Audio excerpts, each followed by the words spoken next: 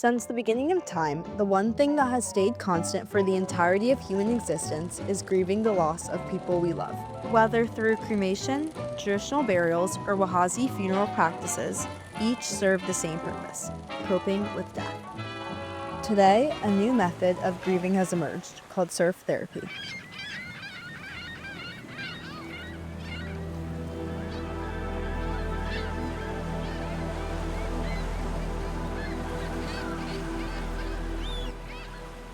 Like surfing and Mother Nature changed my life, 100%. The ocean is my therapist. You can scream or yell, or you can feel awful, or like your worst ever, your darkest ever, or your most joy, and it's like all can be held by the ocean.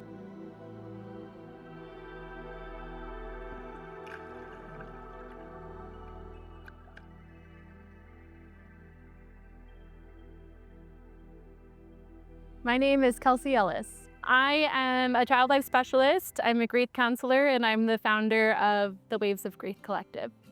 An average Waves of Grief meetup contains a space for people to come together to share about their grief and to share about their loss or share about what's on their heart. And we start each circle with a mindfulness object walk. So we invite people to find an object that represents what they would like to share. The magic happens, I believe, in engaging with the water. So we invite people to surf, to boogie board, to walk along the shore. Our tagline is our ocean medicine community connection ritual. We have the ocean medicine part, going in the water, community connection through sharing in circle, and then our ritual is the fact that our circles happen every second Sunday of the month.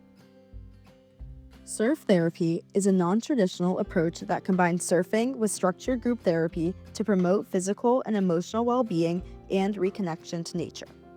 Its popularity has grown as people seek new responses to rising mental health concerns.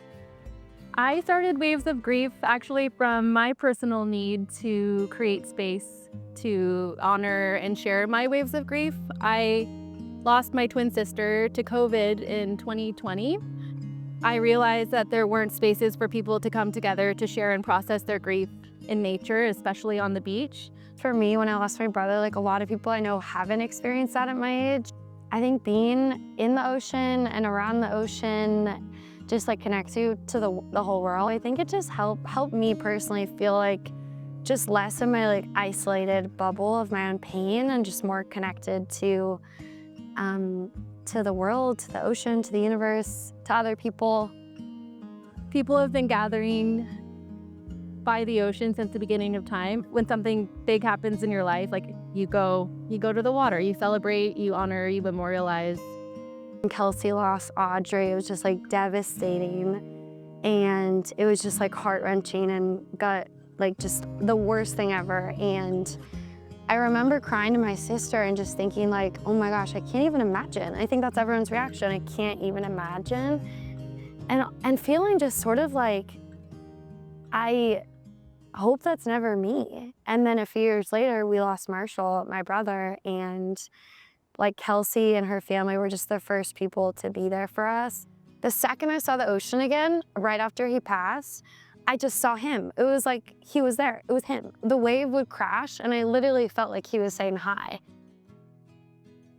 My name is Eddie Donnellan, and I'm the founder and executive director of Me Water Foundation.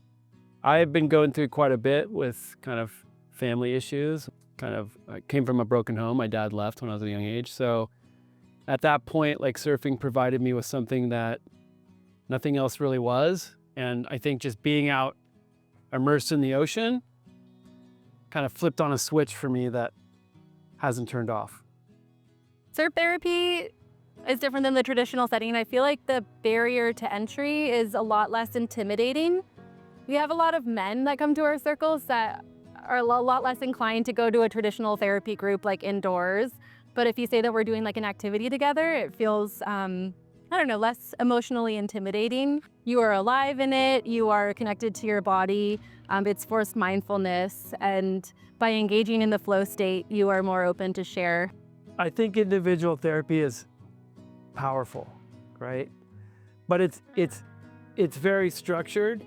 However, I think that surf therapy per se is completely different because like you're forced to be all right here. Like, you're not in a room, you're not in a box. Like, the box is like this huge freaking, I don't know, like this endless, vast world called Mother Nature. And Mother Nature has a way of like forcing you to check in with yourself. There's a lot of data that supports the efficiency or efficacy of surf therapy. Research supports surf therapy's effectiveness, with the UCSD study by Jonathan Ossie showing a 59% reduction in anxiety and a 44% decrease in depression among participants. Sometimes I don't want to grieve, sometimes I'm over it, sometimes I really am looking for a space to grieve, but whenever I do come, I always feel just like, honestly, more joyful, yeah, and less alone. I think one of the many messages that I would like people to walk away with is that you're not alone. I feel like my sister is with me, like every step of the way, like doing this work. I really enjoy sharing about her, and I want to make her proud through this work. And it's kind of given me like a place to put my grief as well. Grief is the most, isolating human experience, and it's also the most common human experience. And so I want people to know that there are communities out there that will support you.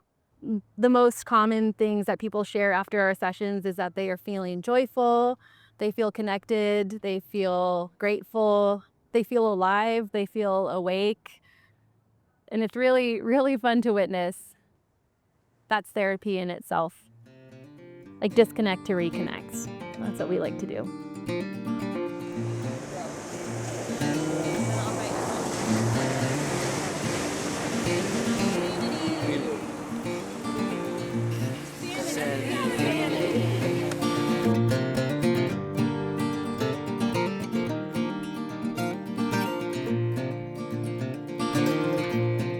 Thank you.